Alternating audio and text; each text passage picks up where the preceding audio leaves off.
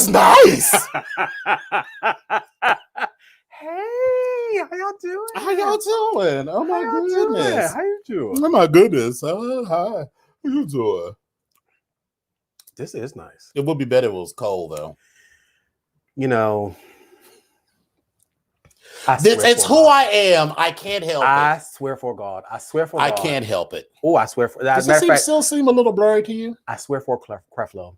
Well, part of that for me might be I took these glasses off, so I don't, Well, it's well, here we are. All right. But let me do this. Let me reach around and grab these little glasses and see if I can put these on and see if it looks a little better.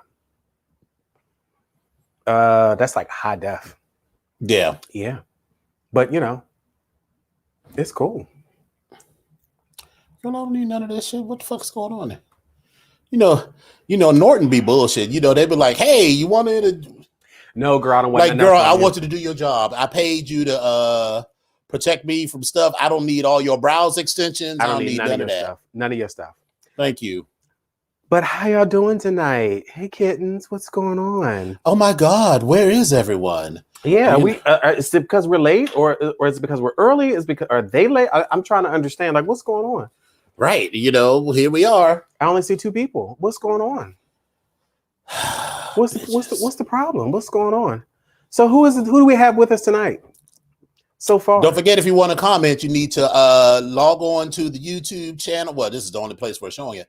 So you got to be on the YouTube channel, and you have to be a subscriber in order to comment. So yes. Oh, so the girls will join in, and they'll be like, "Hey, I've been here all this time," and I'm like, "No, you haven't." No, you haven't. But anyway, so lots going on. Hey, professional. Professional. I am a professional, but listen, I can't be but so professional with little sweatpants and sneakers on. But we're gonna work with that. Yeah, I listen. It's the slippers for me, y'all. I just want y'all to know my type of deal. Like, I'm just saying, so that's gonna be my Christmas present. Yeah, $5. There we go. Yeah, I'm good with that. Okay. Did you see the Christmas tree? I saw it down. I didn't see. You didn't see the thing you didn't see it in the kitchen? No, I just saw it down. I'll show it to you. Okay. All right. Yeah. So very exciting. How was your week? So my weeks so far has been pretty okay. Mm-hmm. Is you back to work this week? Yeah, I'm back to work, and we so technically I'm back to work, but Friday is the start of the second week of furlough or vacation from my job. So you'll be all Thanksgiving week? But I am able to work on Friday because I'm helping out with a program this week. Oh, okay. So I still get a full, I don't have to use a vacation day for that. So I was like, all right, I'm good. But I'm still off for the rest of the week or whatever. But, after Friday, I'm good. And plus, this week, while I'm helping out with NLP, it's not my program. I couldn't tell you nothing about it. I don't know the participants. I'm just there literally making sure the instructor is being able to host and get everything done. So I've been sitting in class with my headphones on and listening to the instructor, like listening for cues. And I'm doing one of these numbers like. Yeah, exactly. And as soon as I hear my name, I'm like, okay, what do you need? And I'm like, oh, I'm sorry, the mute button was on. Or I'm literally laying down with my head back towards it so I can hear everything. But so it's been pretty easy. So, but no. That's not important. How was your week? The week was fine. I work with a lot of our cousins. Oh, Lord. I mean that in a nice way. Everyone seems lovely, but I feel like I am that person on the reality show that when they do the cutaway, it's like, I'm not here to make friends. I thought that was your lot in life to carry. But I mean, extra so here because I'm like, I don't intend to stay here very long. So I'm going to do all the shit that I need to do and all of that. But, and then they want to kiki all the time. And I was like, girl, we all just met 2 days ago. I'm not going to be revealing secrets and telling y'all all my business and stuff. Hey, Spesh, I'm not going to just be revealing all of my life. So, we got there on Monday.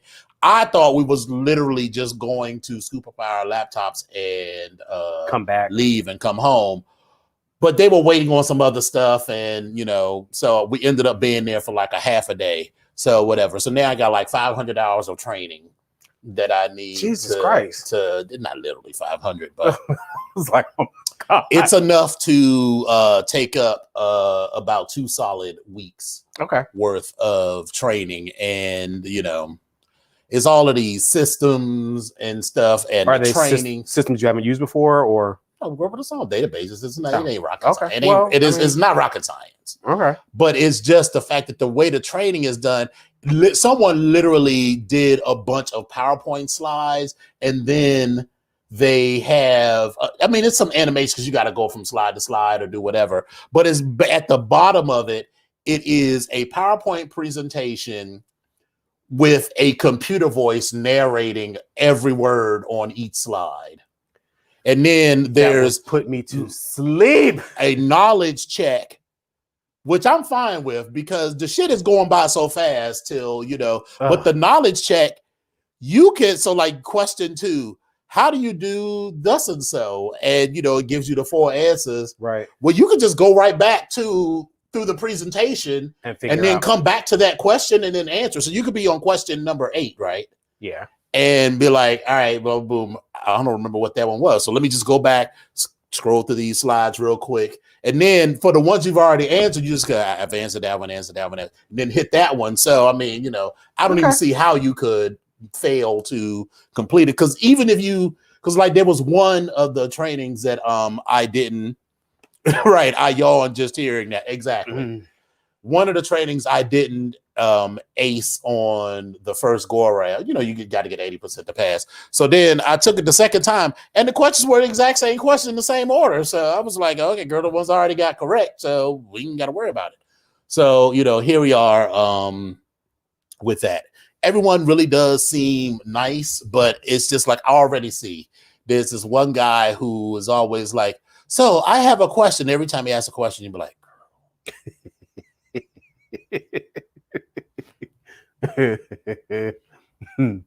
I know you're trying to stand out from the crowd, you know, because the girls, you know, you tell the ones that always want to stand out, and because I want to stand out too, because if I got to make this work for a little while, you know, I need to move out of this because let me tell you, already on the first day, so you know, here's my level of experience. And so when they started talking about, so when you're in the meetings, I was like, first of all, I already know that's got to be an adjustment because when I'm leading a meeting, I'm like, here's what we're going to talk about. Let's go. Let's keep it up and moving. But I am the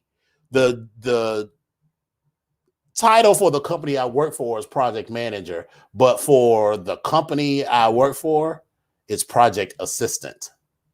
Now the pay is project program manager pay. So that's all I'm concerned with. It's fine. So that's completely fine. Yeah, that's all. But when she was talking about, so and here's how you record the meetings, whatever, because you know you'll have to take notes in the meetings, and I was like, take notes. I wanted to do like Karen Walker. I was like, honey, I don't take notes. I don't take notes, honey. I don't take notes. Notes are taken for me. Notes are given to me. I don't take notes. Right. And listen, and I don't even read the notes. I want to read the executive summary. Yeah, I don't read the notes. I read the action items. I don't take in my notes. I don't take with notes. Exactly. So there's all of that. And so the expectation of what people need to do for this job is very junior for my level of experience, but the pay is right in line. So I'm like, okay, fine, whatever. Yeah. So meanwhile, I'm going to keep it moving because I did not get the vice presidency. Yeah. So I was, we know who Bougie Girl is. We knew. We were very clear. There's no one else that I would have actually thought that it would have been. I mean, she said my babies got on their sexy clothes. We already knew. We knew exactly who you were, baby. Listen, we knew. There's only one, and we love you because of that. Yeah. So on the day that I started, so like because I was like, because as we're sitting there in the office, I was like, girl, I'm gonna put up with this shit for about a week, and then I'm gonna hear my get a call and whatever. And I was like, then so you know, I get the call, jing-a-ling-a-ling, jing-a-ling-a-ling. I was like, hey, like, hey, what you got? What's up? What's up? What's going on? She was like, so, and I was like, oh. You'd be like, damn it, you already know where. And she was like, well, it was super close, and it was between I don't want to hear the super close. and one other person, and they just needed someone with more corporate experience. And I was like, oh, so what it is that what this means is that your people, not her, because she's nice, right? And everybody I met was actually right. nice. She was like, fuck you, you're cool, fuck you, fuck you. But what it is that some people, there are people who are good at being told what to do. Mm-hmm. And that extends to their management style. Okay. You look at my resume. Now, I gave them the resume that is customized for real estate, corporate real estate, and real property and everything. But since all of the experience says Air Force, ICE, CBP, instead of JP Morgan Chase, United Airlines, whatever, they couldn't make the connection. I was like, it's still okay. buildings. It's all right. And shit. I mean, the government needs buildings just like anybody else, but since they couldn't literally see those connections between those words, I was like, I've managed, half. Anyway, so, but what she said was that she really wanted to stay in touch with me because, something else might come along, we'll see. But, it was one of those things where I was certainly going to take the job, but they were already talking a little bit of shit in the thing, because just like United, I was surprised that the thing even came up, because just like United Airlines, they're cutting back on their real estate portfolio because and it'll be just my luck. Same shit at United Airlines. I go in there, kick ass, I can turn the whole program around. So we're going to stop all of this stuff. One thing I can say is that I work for the power company now. Power company always going to be in business. So until everybody get a little fusion generator that's the size of football that lives in their house, and you have your own individual power, everybody's going to need the power company. Everybody need power company. Everybody going to need to go to the hospital. Exactly. Yeah. So the power company and the water company, all of the utilities and healthcare. Yeah. So healthcare is always that other area of that all people are always going to need. So I was disappointed, but I wasn't like.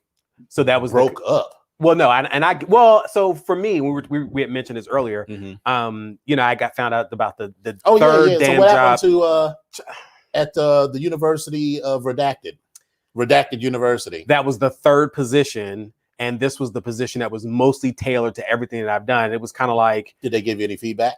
I actually emailed her after. They emailed me, but they never called me. And I emailed her back, and I was like, hey, I was like, thank you so much, I appreciate it. But if I could have maybe 5 or 10 minutes of your time, I just want to check with something. I just want to check with you. No. She didn't even respond back to me. And I was like, wow. I said, well, you know what? It's okay. It is what it is. But it is that thing of like, you know what? When the right one comes along, it'll fit. Exactly. And so I was like, all right, cool. It really should. And I feel like, I've said this before, I feel like it shouldn't be this difficult. The things that have been difficult for me to get or do or whatever, it's like at some point I've regretted something about it, or just didn't turn out right in some way. The things that just happened, and I looked up and I'm there and it's years, it's like, damn, that was easy. Like that's how I think it should be. But it's still a little disappointing because you kind of, at least it was disappointing for me, because I've gotten to this spot where I work where I realized that you want me to take the initiative to do the things that I do without supervision and to just take the lead and run with it. But then you have all of these critiques and criticisms because it's not the way that you did it. Right. Nor is it the way that you said that it has to be done. So if you're telling me that it doesn't have to be done a certain way, it just needs to be done, great, I'm going to do it. This is how I'm going to do it. But when I do it, you turn around and say, oh, well, I would have put this here, I would have done that, or I would have scheduled this, that, and other. But are you at least given credit? At least being given credit for initiative? There is nothing positive that I've heard. Case in point, I said, I'm going to test this. I literally said, there's a communication I need to send out to my participants. I said, and it was about one of our program, one of the sessions in our program. And it's additional information for the participants. And it's the same information that we sent out every other time before. I literally gave it to the program manager, and I was like, so do me a favor, but before I send this out, I sent him an email and I said, is this everything in this letter that you want to send out? Let me know. If there's any other changes, let me know. He then sends it back to me and he says, I made a few changes. I put this here. Now, mind you, I never wrote it. It's what he wrote we've been using over and over again. I was like, okay, great. I said, okay, no problem. So if you have no other questions about this and you're okay with it, because I haven't seen any typos or everything flows, whatever. So I was like, I'm good with it. He said, you can go and send it out. I sent it out. I copied my boss in it. My boss then responds 5 minutes later, I would have explained to them X, Y, and Z. And I was just like, see, once again, I'm never going to be right. You gave the boss? I sent I sent it out to the participants and she's on that list as well. Right, but wasn't she? Oh, but she wasn't the one that marked it up. No. It was the program manager that marked it up. But remember, she used to do the program manager's job. And the program manager used to be me. So I was like, case in point, I'm never going to be right. So I was like, and I wanted to say so bad, well, we could have included that in there, but I didn't write it. So your program manager wrote it. So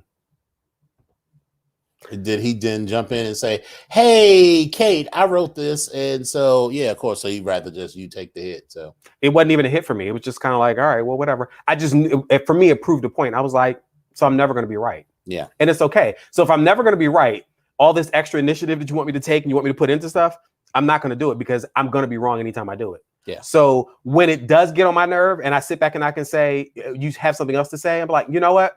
You know, I didn't write any of this. You know, I didn't do any of this. You know, this was your program manager's idea. And it has been since we started this program. Oh, really? Mm-hmm. Yeah.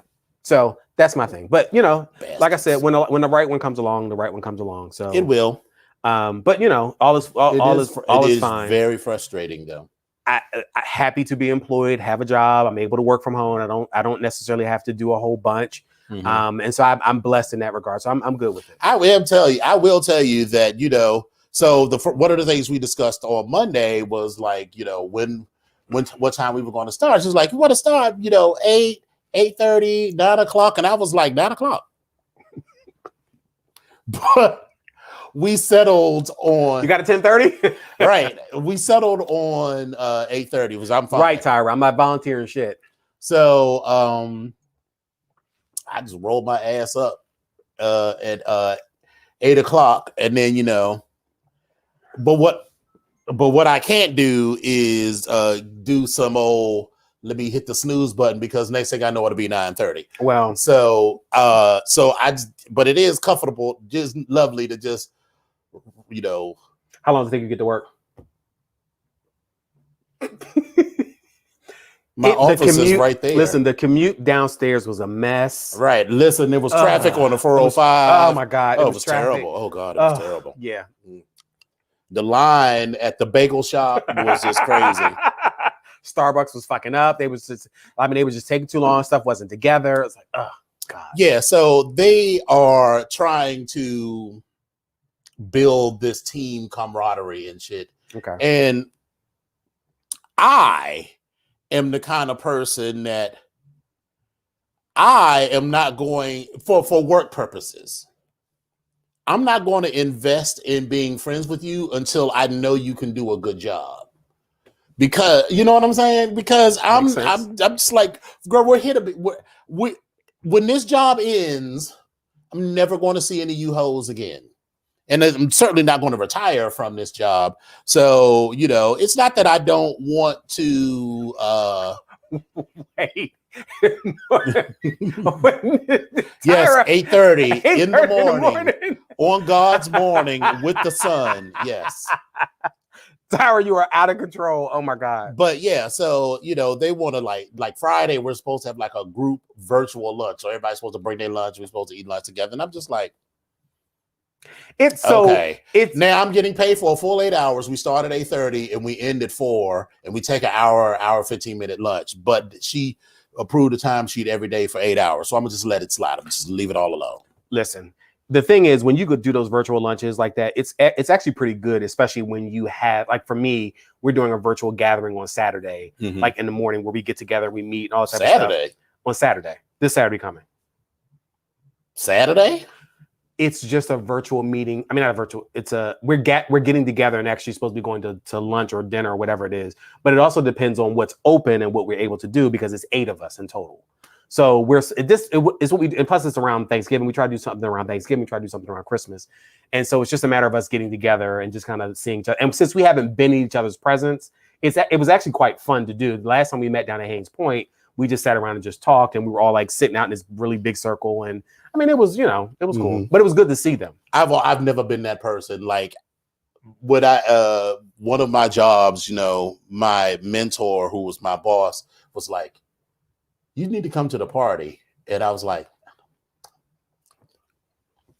he was like, "No, you need to come to the party." Yeah, and he was like, "Listen, you want to." Because me and him had both already talked about how we was leaving this company. So he is the vice president of the company. We would get in the office. I'd come in the office. He'd close the door. He'd be like, "I hate these bitches." And I was like, "I hate them too." So we was both planning our exit, but he was like, "No, as long as you're here, you got to play this game." So, all right. So whatever. But yeah, so well, we'll see. And plus, it's another thing for me. I've always been reluctant as a gay man because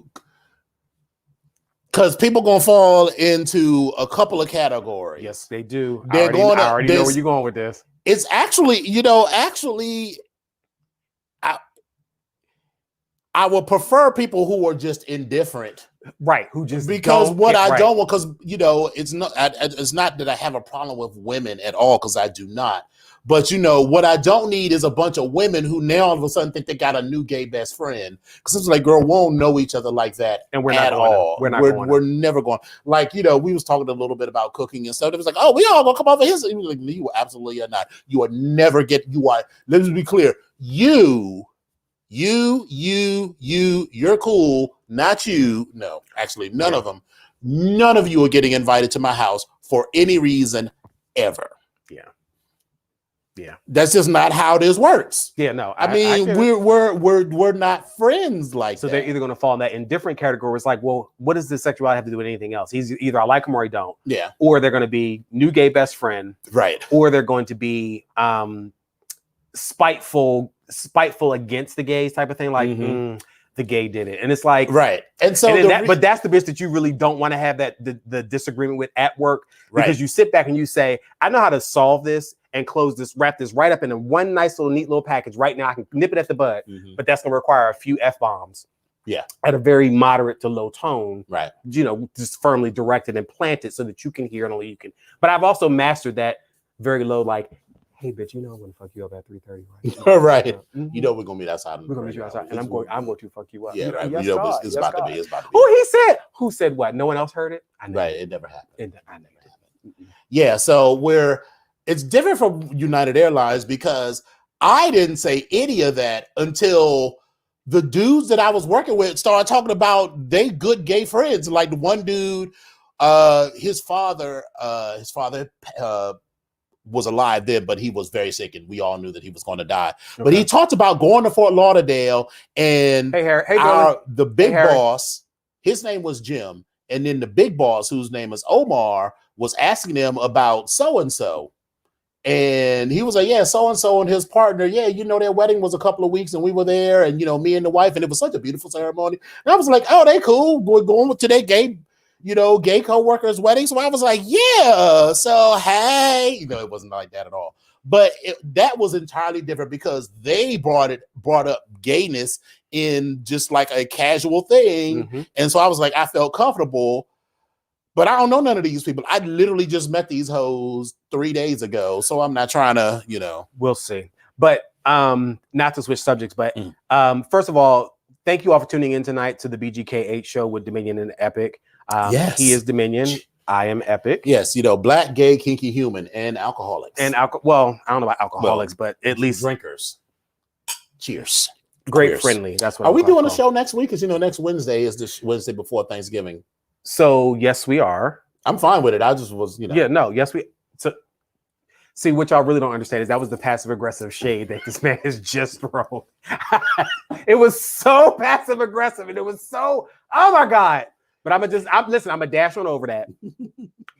This week is also Transgender Awareness Week, and so I want to make sure that that all of our siblings and all of you, our viewers, are making sure that you are celebrating and being the best person that you actually can be within the community and supporting all of those that may support you. And so this particular flag for me, I've been holding on to it for quite some time because it was given to me to support our brother Jack after he won IML. And so Yes. I'm kind of holding on to this. So, but this is the thing that I wanted to kind of put out there for our week. We also have a special guest that's coming on tonight. Yes. For those of you who have been following me in particular, you know that prior to the BGKH show, I was the host of a show called Reali-TEA. And before I was the host, I was just one of the team.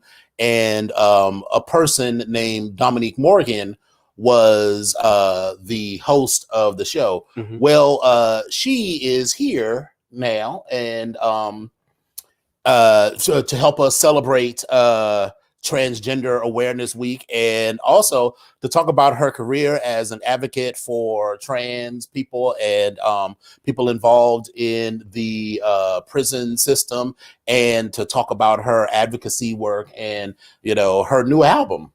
Good. What is, I think it's called Pisces and E flat major is her new I'm here for it. CD. So I'm definitely she'll here be for it. joining us momentarily, and so, you know, we'll just dive right in, and then when she comes online, we'll just jump right into it. Yeah. Specifically, something else that I wanted to mention about this week is that this week is typically November 13th through the 19th. Mm-hmm. And organizations around the country participate in Transgender Awareness Week. There's also the Transgender Day of Remembrance, which is the 20th, which is actually on the 20th. So just so that you guys know, that is actually going to be on the 20th. And that it made me think about one of my very, very, very dear friends who she passed away in 2001. Mm-hmm. And when you talk about a party girl and like the life of the party, Mm-hmm. But at the same time, she was so motherfucking bangy, and everything about her screamed Philadelphia, from her motherfucking high top Reeboks, her tight jeans, and her finger wave. No, but in that same vein, and her finger waves that went up into a little poof. Listen, Miss Naima Prestige, God rest her soul, because she was absolutely a fucking hoot. And I missed that. I missed that child. Oh my God. I brought her to DC several times and we hung out, and the bitch has always turned out wherever she went, because the bitch hit the floor and she was not to be fucked with. So it made me think about Naima, and it's just good memories and bad memories all at the same time because she's not here. And I have a very funny story that I want to share about that, but I'll come back to that a little bit later. Okay. But yeah. But anyway. Well, hello, Trayvon. Hey. Thank you all for joining in again. And remember, God, don't forget to subscribe to the channel so you can get updates when we have new material coming out. You know, Sater's here. I see Lola's here. Harry made it. Billy made it. We are so happy that you all made it here tonight. Yeah, hallelujah. Hey, hallelujah. So let's dive right into it. Okay. Flamethrower wielding rapper Dupree God tried to score PR deal off stunt. I'm betting it's Dupree God, like Charlemagne the God or whatever. All right, so an unknown Brooklyn rapper named Dupree God, whose real name is Christopher Dupree, tried to capitalize on his newfound fame after appearing on the front page of the New York Post, calling around Wednesdays to seek an endorsement deal. He shot to fame when he posted a video on social media where he scaled an MTA bus in the Bedford-Stuyvesant area on November the 8th and shot a flamethrower into the night as part of a Wu-Tang stunt. Can you imagine? A Wu-Tang tribute stunt. Right, but can you imagine being outside in public in New York City and some motherfucker gets on top of a bus with a flamethrower and just... Was it in the middle of the day or something? Middle of... Well, actually, it wasn't day. It was in the, sort of in the evening because it was dark when the actual. Tyra said it was Dupree. Yeah, I see. I knew it was Dupree. Okay, Tyra, you know. Okay, I thank you. Because remember, Dupree, God, yeah. But but I just can't even imagine. And I was like, are you fucking kidding me? When people do shit like that, I just be like, okay, I don't need to take this bus. I will just wait It's like, for whatever. really? Like, of all things, a flamethrower? Like, I'm like, ugh. Yeah. But anyway. So he called one Manhattan firm on Wednesday saying he wants to wear apparel while getting arrested if any brand will pay him. The rapper added that he was looking for a PR firm that wants to maximize on all the publicity he's gotten. On Wednesday, a week ago, he surrendered to police at the 79th precinct wearing an oversized camo coat from Canada Goose, though it was not immediately clear whether he struck a deal with the company. About 25 people were on the bus at the time. Yeah. So yeah. I mean, so you do all this. Fuck says, yeah, like someone's like, yeah, I want you to wear our stuff while you're getting arrested. First of all, that's not even a good. That's not even a good correlation. A good look. For one, and two, you're not famous enough for that to work. Now, if you were Beyonce or Jay-Z or Common, or somebody with a name, I guess Drake. Theoretically it could be could work, but you're a no name. So and what company wants to be associated with people who get arrested for doing stupid shit? Well, wait a minute, but here's the next part. So the PR firm who noted that they declined to represent Dupre was given a phone number by which to contact him with a note that said artist currently in newspaper. So it's like someone shoot their business card. It was like, right. Artist currently in the newspaper. Now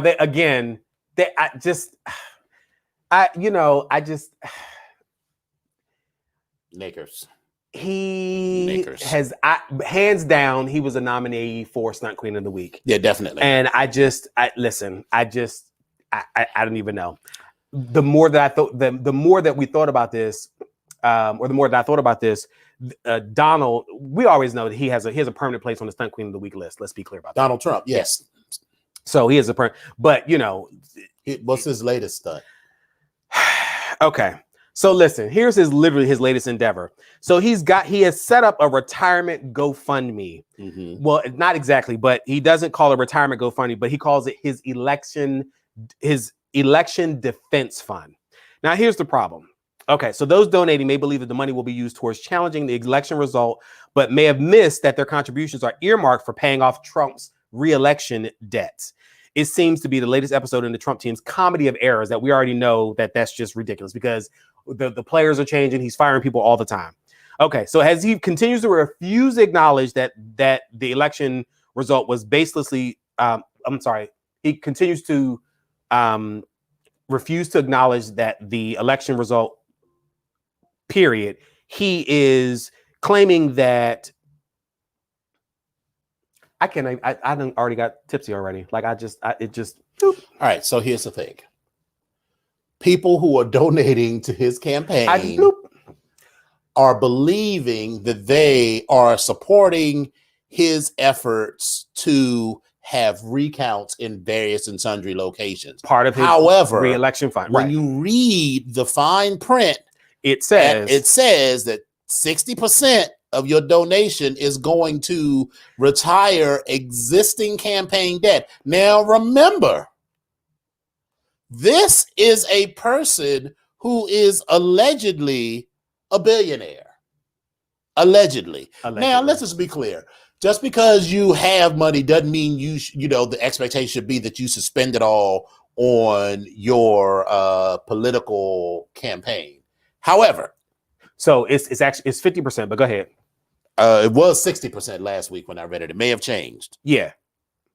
No, it says 60% of each contribution to Save America up to $5,000. Well, that's a separate one. That's a joint one. Right. Well, either way, it's still foolish. Yeah, it's foolish. It's still a stunt. It's still a stunt because so he's dividing up his money in two different right. Because you think I already think people that are donating to this are stupid. Yeah. But you think when you're donating this that you are supporting your candidate and you think that this election was illegal and that, he's going to fight all of this.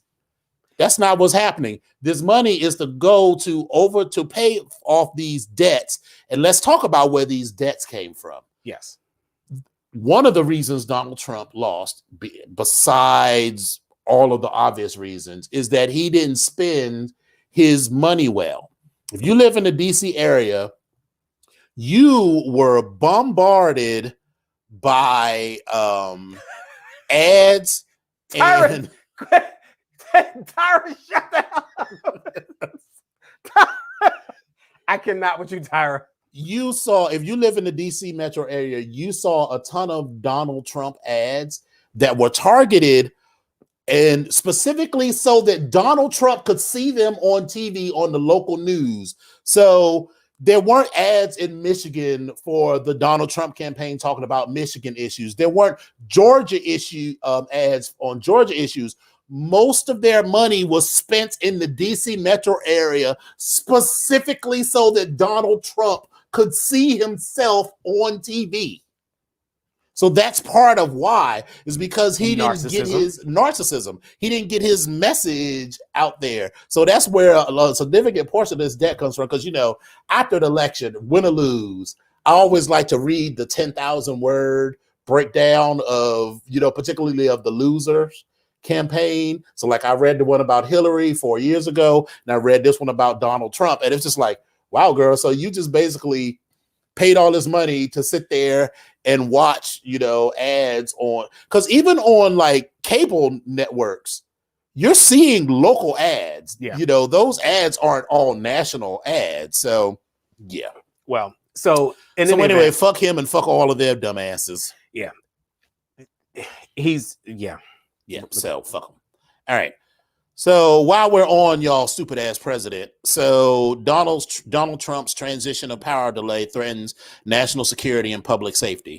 Now, if we remember September the 11th, yes, that happened 19 years 21 ago. I know, but 21 months after George W. Bush's inauguration. People act like, oh, everything is cool, January 19th, one administration is there. January 20th, everybody knows. Everybody who lives in this area and anybody who's worked for the government or knows somebody to work for the government knows that most people do a half-ass job with it, and it takes some time to get up to speed and whatever. The 9/11 Commission cited the delay in transfer, the delay with Al Gore and all of that, delayed the transfer of information from the Clinton administration to the Bush administration. Yes. And that was cited as a contributing cause to the failure of intelligence on 9/11. Because part of this intelligence includes the presidential daily briefings, as well as the setup and the information of each of these agencies and the people that are going to be going into these agencies and running these agencies going forward. Right. And the part about the daily briefings cannot be understated. There's a reason why everybody from Bill Clinton to George W. Bush to Barack Obama look significantly older after they've only been there for 8 years. Yeah. But they all look significantly older because you see and Barack was the youngest going in. Yeah. And you see and know and have access to a ton of information about all kinds of stuff going on all over the world, which y'all current president for the next doesn't even friggin' read. Don't even read. Yeah, doesn't even read. And so it's just a lot of foolishness going on. So hopefully, Joe, and the issue at hand is allowing the Biden administration to get set up so they can know exactly what's going on, because we already know that there's going to be a ton of nonsense and tomfoolery and shenanigans and just bullshit that Biden and Harris are walking into, and the entire administration. They're going to be picking up the pieces off the floor for probably the first 2 or 3 years. To just get the pieces up off the floor, because I wouldn't be surprised if people, because what you do, right, is shit is on the lock and key. The security passwords. I bet that I would bet that there are people in this administration who would literally not give, they would leave and not give like passwords or access codes I believe to it. information. Or Donald will make some bitch ass or executive order or some stupid ass rule where he'll be like, don't give any of your passwords to anybody because this our administration is not over. Wonderful and impression. So keep your passwords and we're going to keep running and working with it. Yeah, so that threatens that. Then there's this whole thing with COVID. You know, y'all president ain't done nothing. And today we passed more than 250,000 dead Americans, more than 11.5 million people have been infected with it. I got my COVID test. I did go do that. And listen, a bitch was scared. I don't mean to change something, but a bitch was scared because I was like, they gonna take this whole thing and stick it up my nose. I was like, oh my God. She was like, no. I was like, are you serious? She was like, yeah. She was like, I was like, are you? I'm in the car. Do it? And she was like, they just did it. They just went, really? Because the very first ones they were doing, they were tickling bitches' brains. Baby, I was ready to how soon did you get the results? I got it. I did it on Monday, and I got the results on Tuesday night. Okay, literally. I'm going to do mine like Friday night or Saturday. So I was like at the fire station right down the street. I was all clenched up. I had to put because I was in the drive-through. Kaiser had the drive-through thing, and I had to put my car in park because I knew I was getting ready to fight bitches. It's like, bitch, what? We put this car in park, put the emergency brake on. I was like, what? Right. And the girl was laughing at me because I was like, all right, girl. But she was like, you're fine. Then I went back the next day and I got my flu shot. What happened? You know, I don't like needles. I carried on at the Kaiser, and the woman, she was laughing so hard at me, and I was like, I don't see what the fuck is so problem. I don't see what the problem is. I don't understand what the fuck the problem is. And she was like, because you were such a good boy, I'm gonna give you 2 masks. I was like, okay, girl. I was like, all right, thank you. Okay. Can I have a thing? Can I get a lollipop? I hate it. Yeah, I mean, you know, between being a diabetic and the shots that I get for this injectable PrEP study, child, you know, I be getting stuck all the time. But I agree with Coyote, who says, I believe he wants to start a conflict, i.e. war, before he leaves office. I really think he does. I think he wants to start some shit and then leave that for Joe Biden to try to fix, or because you've already fucked the system up. Right. And then in 2024, you then want to try to come back and run again to say, oh, I'm going to clean this mess up. Like, what? Besides the war, I think his actions are inciting a state of anarchy or treason and separate. Like, this country is pulling itself apart with the Trumpers and the non-believers and the ones who are still living by the Constitution and the democracy. And it seems like they're just trying to, and I'm afraid because he's not condoning it, just like with the Proud Boys. He's not condoning any of this behavior or any of these things that are negative. And I'm concerned. And I'm concerned because as he goes to the transition of power and he's trying to come out of the office, that is going to be some other shit. So I don't know. I don't know. Well, and Trayvon, Trayvon says that Biden has early stages of dementia. So, well, he also has a very competent vice president at this particular point. Yeah. And I do believe, I don't know this for a fact, but I do believe that's probably some of the reasons why he chose some of the people that he chose.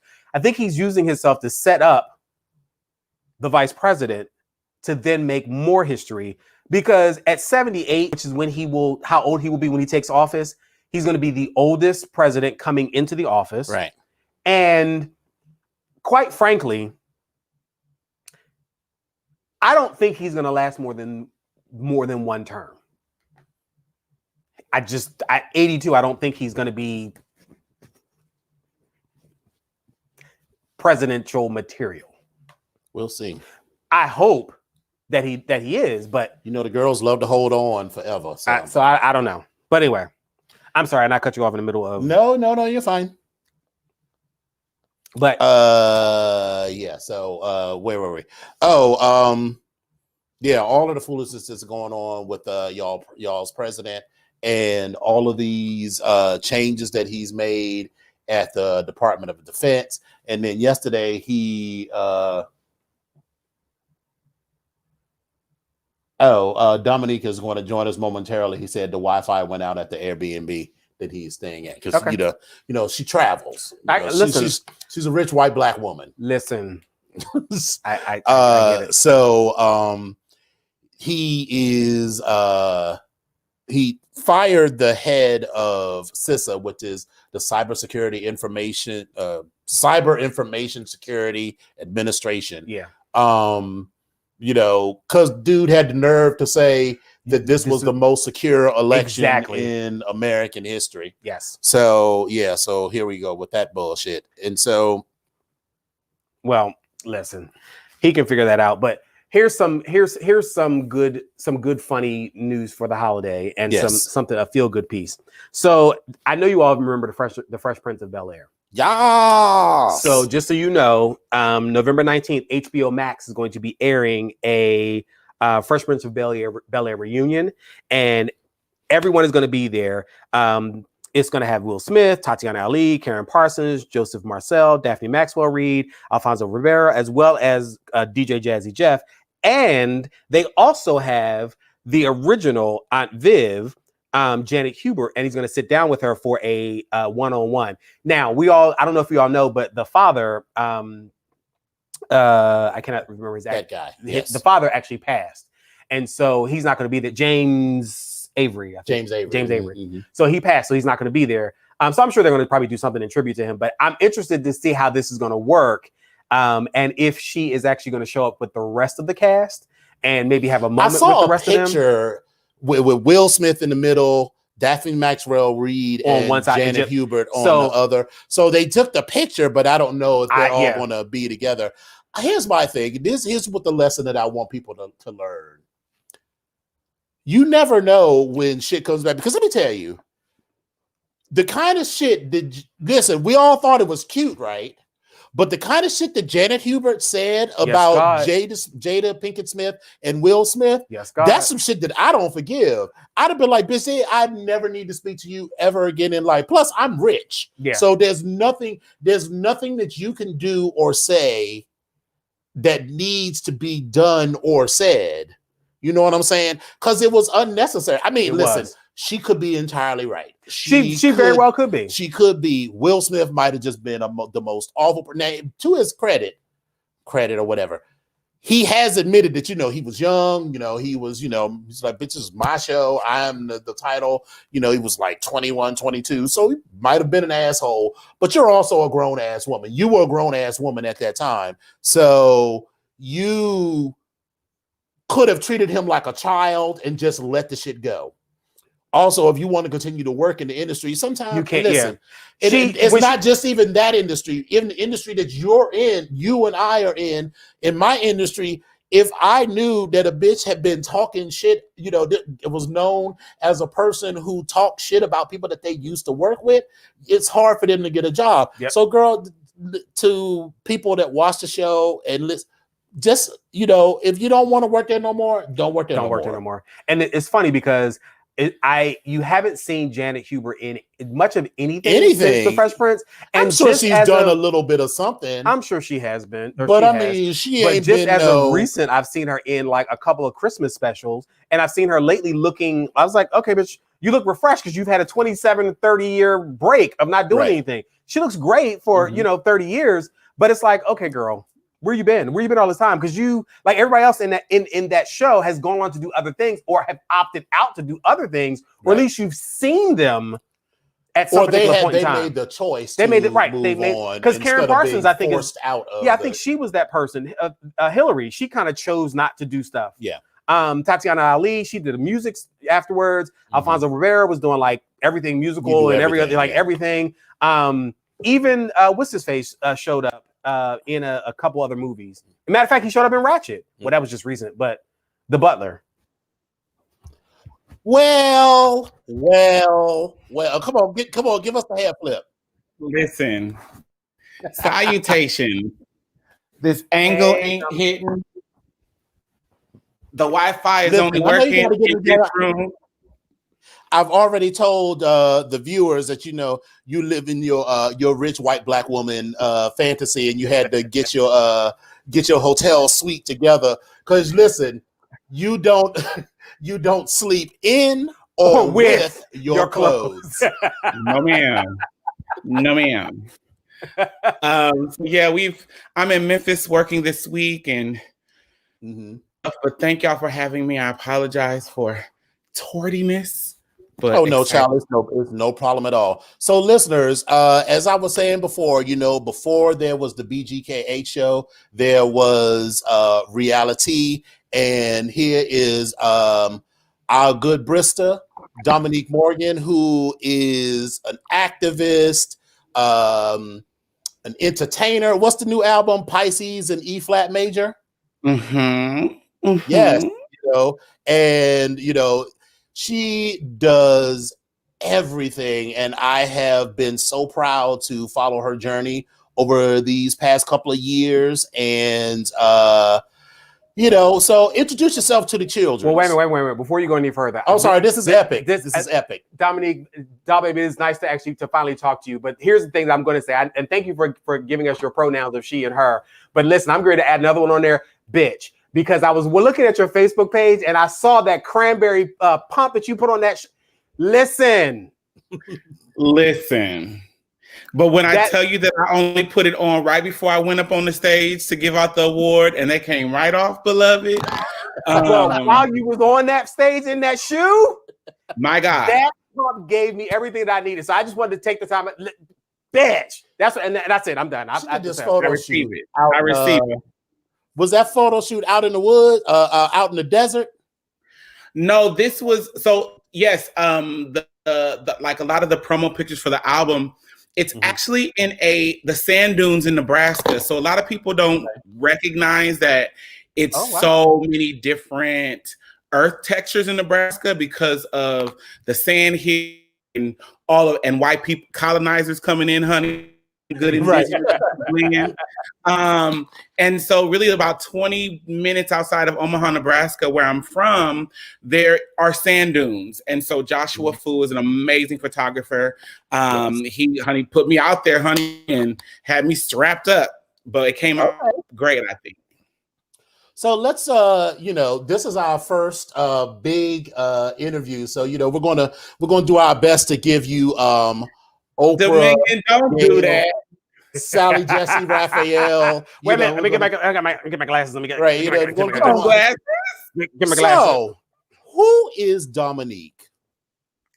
Listen, that is an ever-evolving answer. I didn't expect to have titties a year ago. You know what I mean? Like, I think it's an exciting answer to say I don't know.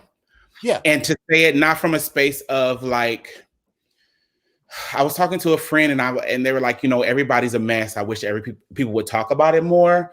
And I said, like, we don't celebrate people for being real about like not having it all together.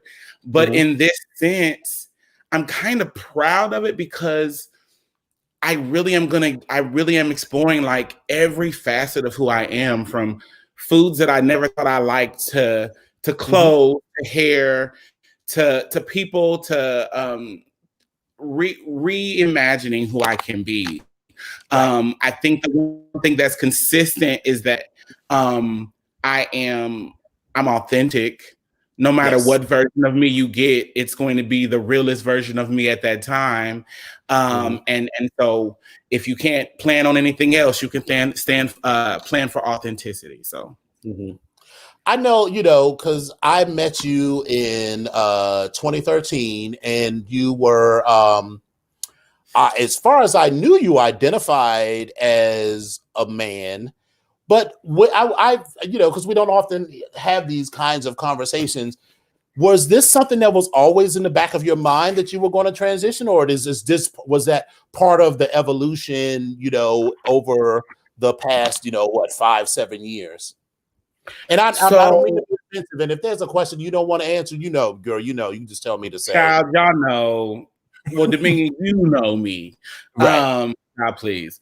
The truth is that So it was a dual piece of kind of keeping something from people. When I came into, like, we were working for Papi Chulo Radio. Shout out to Papi Chulo. That's a shady bitch. That bitch brought us together, and I'm still friends with some people to this day from that space.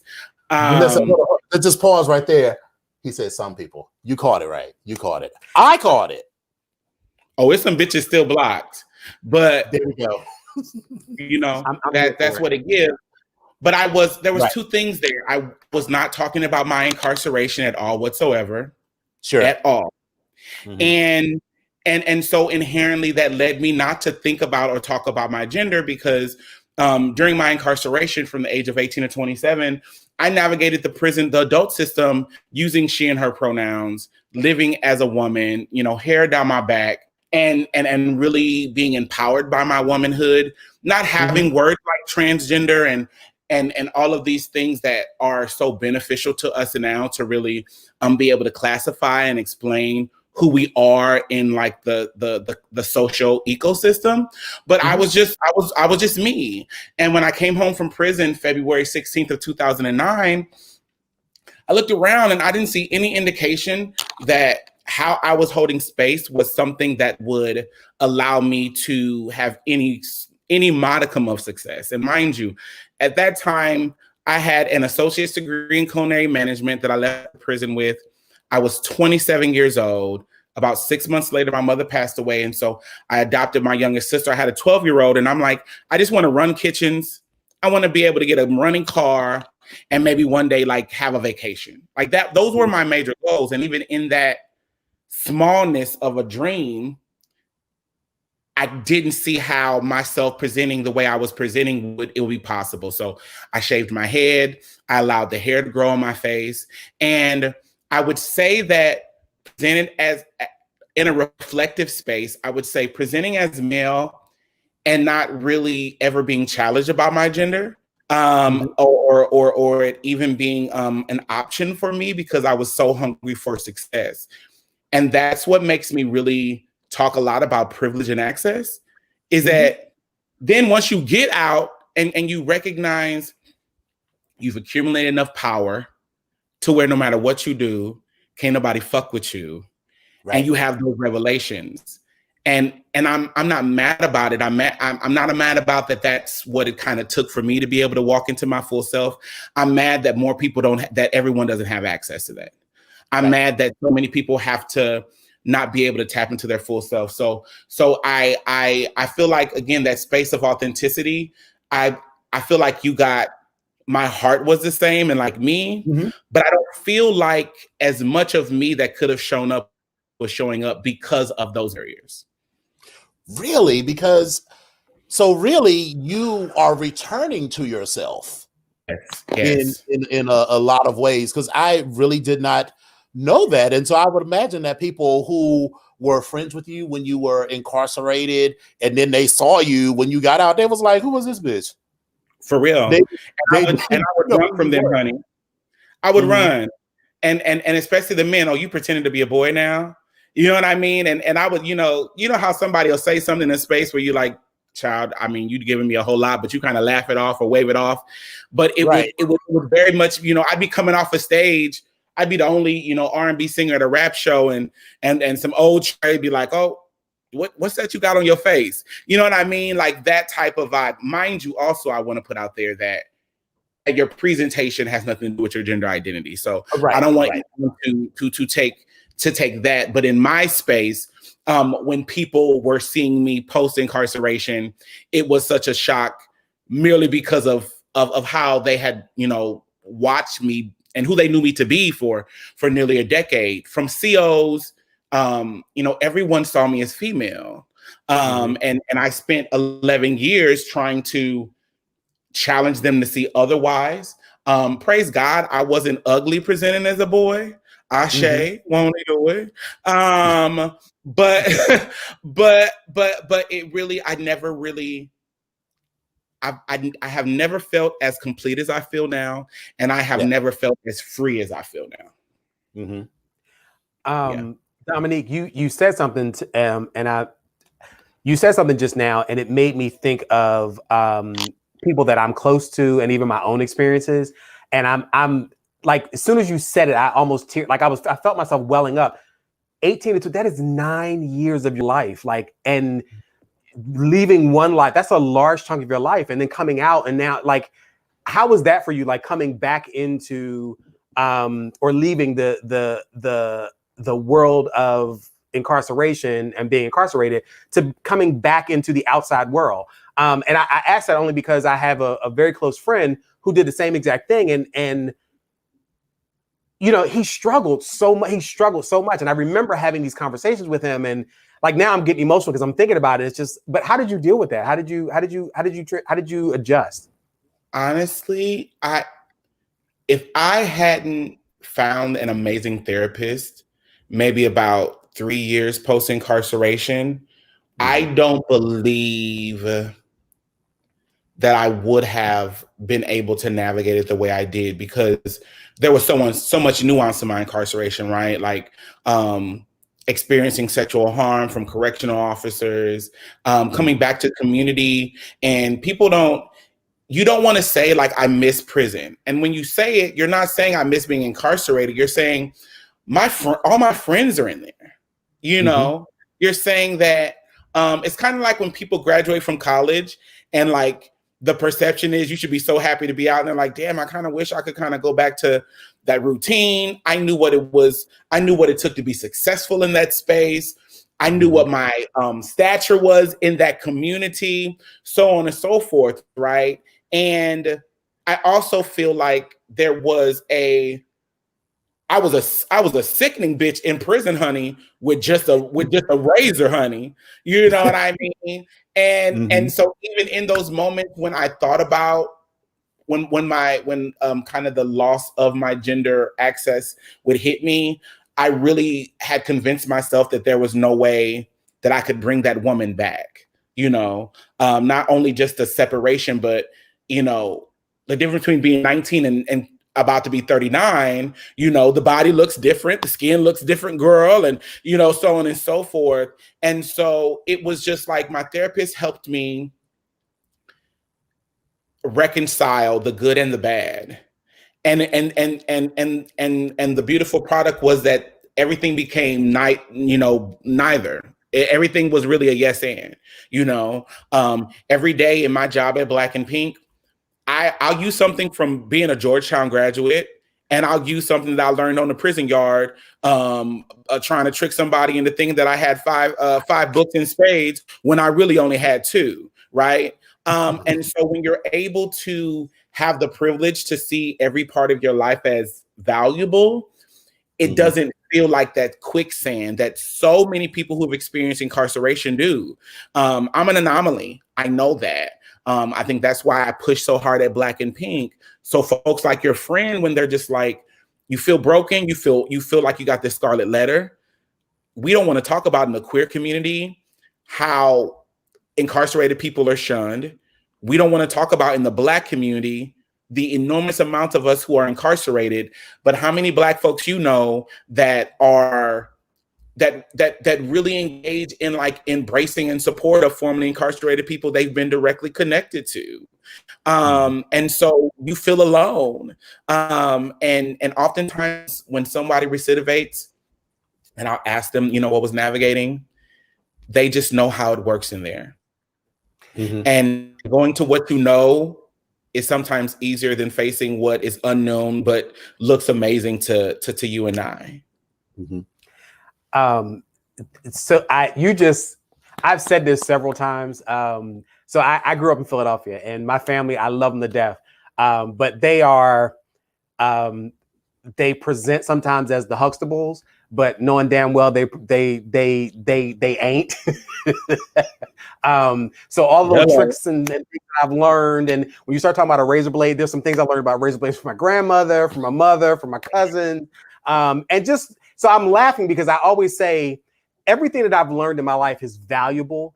Even the shit that I did where I got myself in trouble, I learned how when I see it happening, I was like, let me step on over to the left because these girls are going to get popped right here. They're going to get locked. I'm going to stand here just, girl, you might want to run now. I just want to let you know that. But right. So, but you learn. And so all those little tidbits and pieces of information, you use that in every single day coming out and being a gay person, or just not even gay, but just being a person functioning in this society. You use that information. And so I appreciate you saying that and validating what I've always said. Every damn thing that you learn has a reason. It's for a reason, and you learn how to use it in some way, shape, or form. So thank you for that.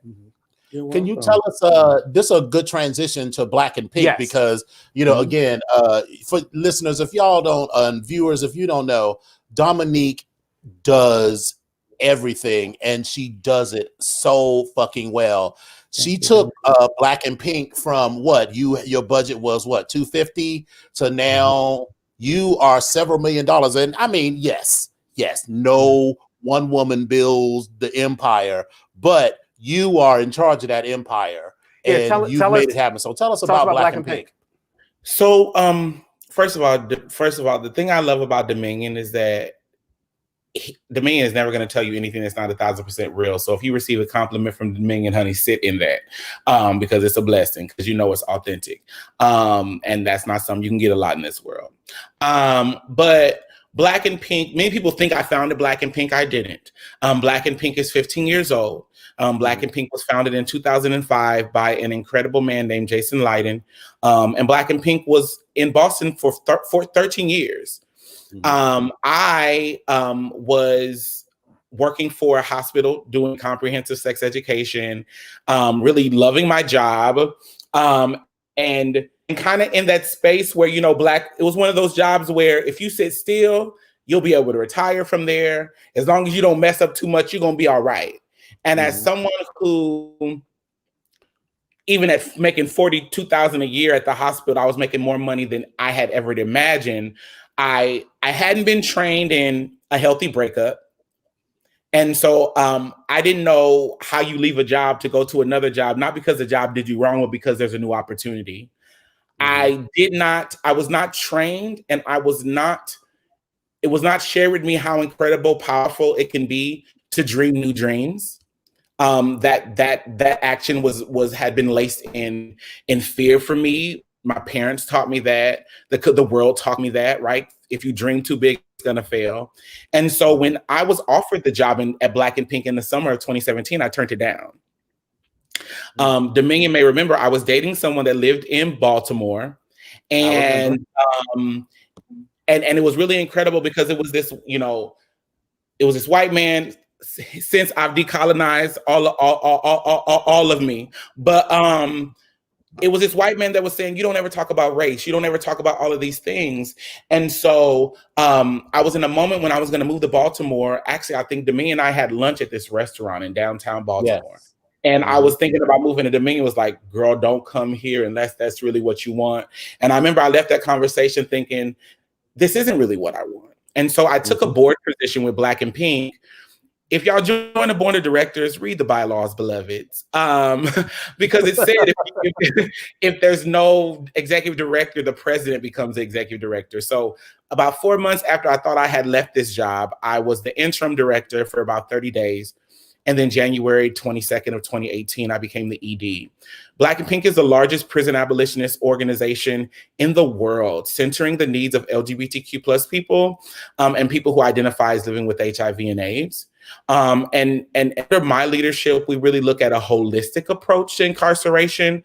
We talk about system impacted people, because in my opinion, if I reach a person when they're in the jail or prison, it's an incredible opportunity for me to engage in a transformational experience, but I low-key feel like I'm too late. I want us doing this work to dismantle these systems from a proactive approach, which means I look at the systems of oppression that exist. I look at the identities of these people, and I engage in predicting how they will coalesce for the carceral state to impact them. So talking about system impacted people allows me to focus on children of folks who are incarcerated, their parents, their partners, their neighborhoods. I tell folks all the time, we all know a mom and pop store where it's the same person goes there every day, and they can bank on that person's $20 every day. Do you think that small store doesn't suffer if that $20 is gone? So when we think about incarceration, even from a space of commerce, there's oppression for incarceration. And so we're able to do that at Black and Pink. I love the work that I get to do. It really allowed me to step into my full self. Because it was working with these incredible trans women while they were incarcerated, looking at their courage, looking at their power, traveling the country. I was a kid from Nebraska. And so seeing things, experience things, opening up new worlds and opportunities, and then recognizing that I had accumulated enough power and access that I really could decide how I wanted to make sure that my people had as much access as I did. Like I had positioned myself to be a catalyst for that. And so with Black and Pink, whether it's getting someone out of jail with bail, whether it's housing someone, or whether it's me giving a Black person a contract to do work, I'm blessed to pour into my people every day. So it's been life-changing.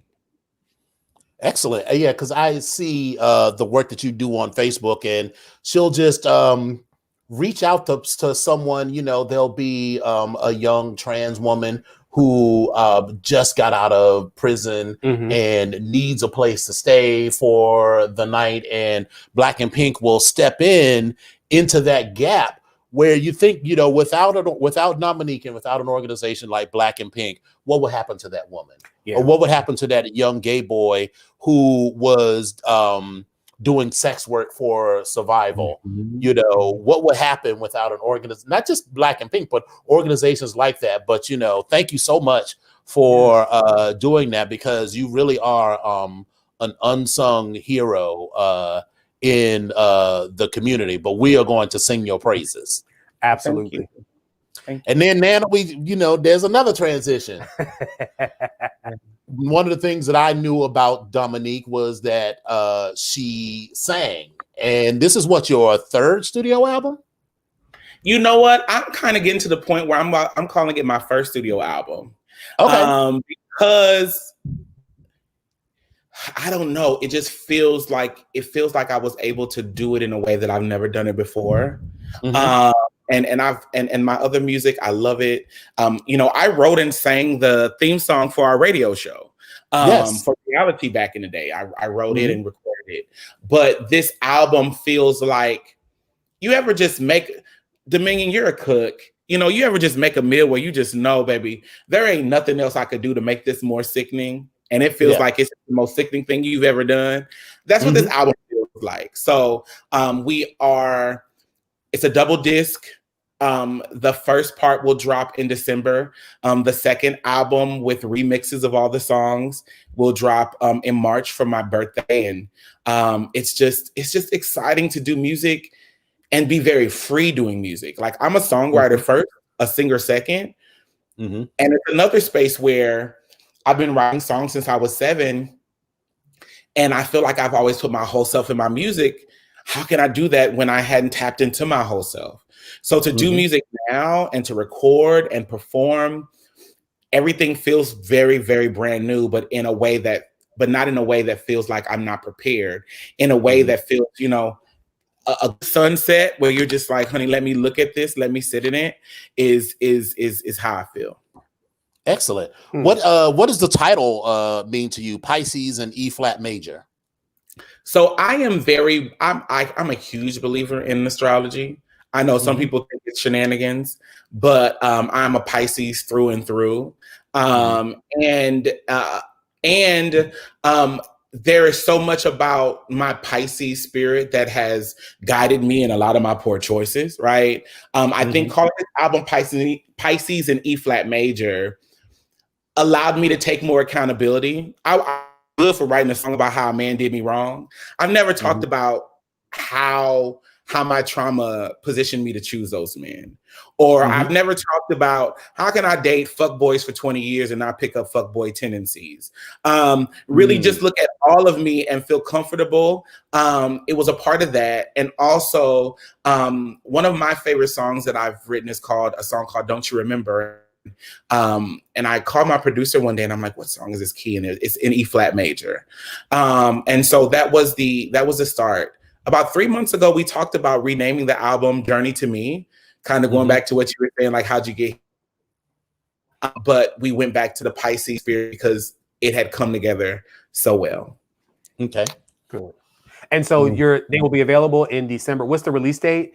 Is this available on iTunes? Like, how can we get the information to pass on to people?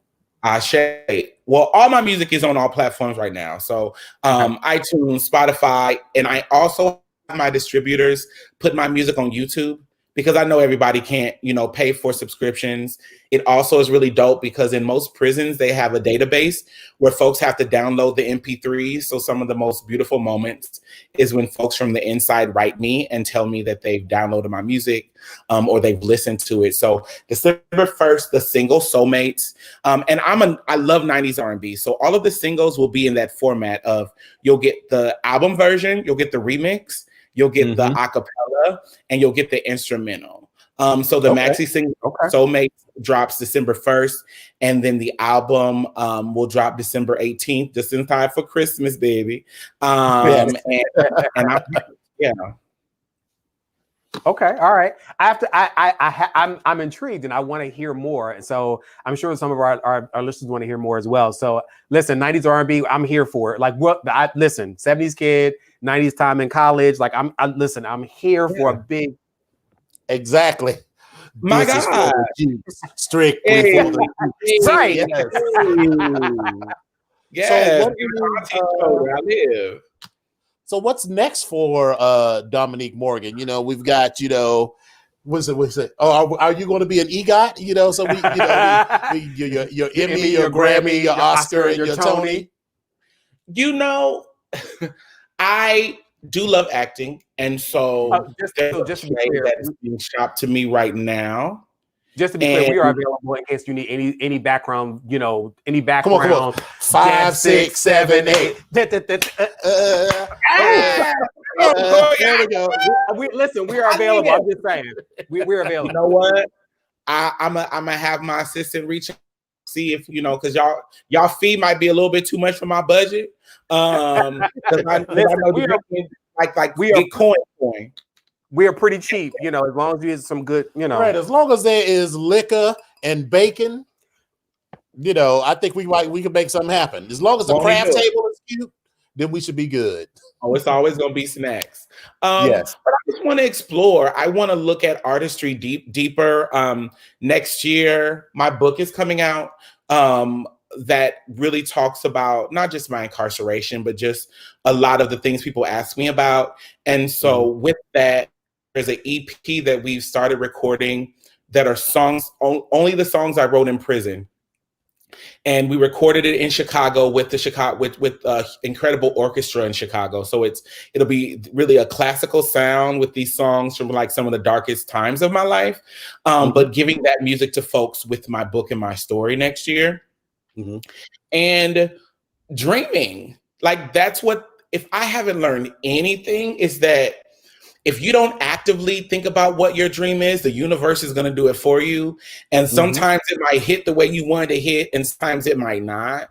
So I want to be an active participant in thinking about what is my wildest dream and creating new wildest dreams, and being present in that. So that's really where I'm at. I'll be 39 in March. When is your birthday? March 19th. Okay, yeah, because mine is March 26th. So the same day as my sister, Katrina. So yeah, I'm just excited. You saw that though. You saw that. What was that? Listen. The thing about Aries is that y'all just like y'all let the frustration bottle up, and we don't know y'all really, really mad until something's on fire. And as a Pisces who will let you know every 2 minutes if I'm upset or not, it's kind of hard. Love my sister Boots, but I gotta check in on Aries. Like, child, you've been a little too quiet for like 10 minutes. We good? Do we need to process something? So yeah, I love an Aries, but spot the lie. Spot the lie. So So I think we're well, why don't you hang out for a minute while we wrap up, because we're gonna talk off the air for a minute. Yeah. All right. All right, Please, so would you mind? Yeah. so listeners, get into this beautiful bean footage, and we will catch you all on the other side.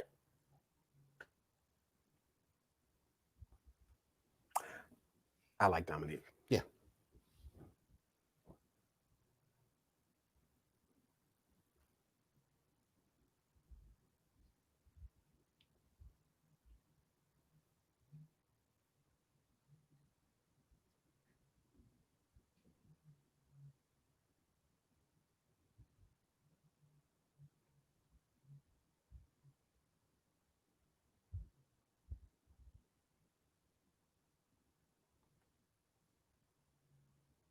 All righty then. That was fun. Yeah.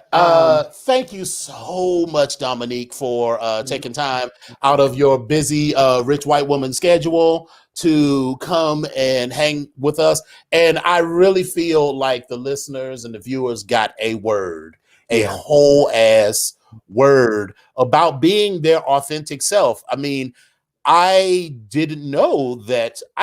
Listen, I remember when we all found out that you had been in prison, and it was all like, I was like, girl, how many of us know people who was in prison? So it wasn't that big of a deal to me per se, but I certainly didn't know that you were a woman in prison. That was literally a revelation to me then. And I'm so proud of you for coming back to yourself, because now we get to experience all of that beauty.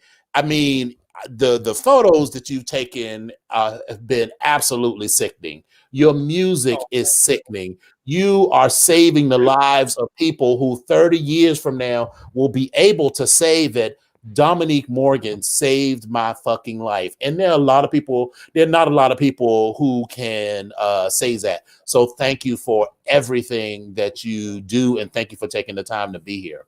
Yeah.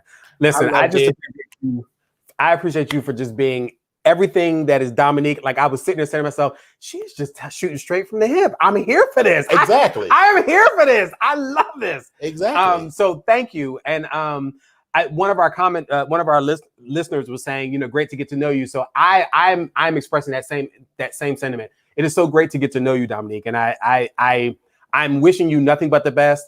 And I want to definitely make sure I listen to some more of your music, because I haven't heard any of a full song as of yet. But again, I just want to hear some more, because it just seems like it's an interesting story, and I just want to hear some of it. And so the EP has really piqued my interest. You talk about songs you wrote while you were incarcerated, so I kind of want to hear that. And just so I'm now falling